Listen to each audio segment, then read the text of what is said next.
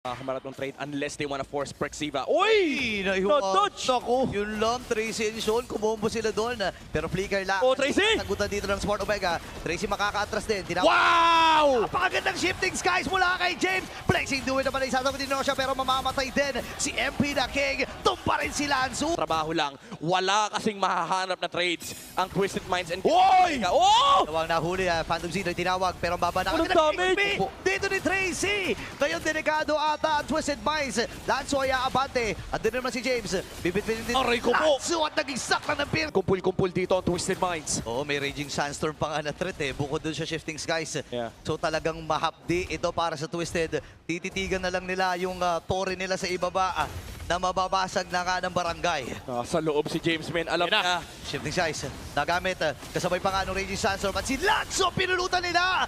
Delikado Oh, Tracy! ang dalawa kasi tumama din yung combo mula kay Tracy. Ngayon si James ay delikado din pero makakapatay na ng dalawa. Balak nilang tapusin ito in game number 4. Narito na ang Lord. James at Ryzen nasa baba. Looking for Nosha. Tracy! Dalawa na hulin dyan pero si Tracy ang magiging sakripisyo. Kaya alam na magiging palaman namatay na rin si Sean.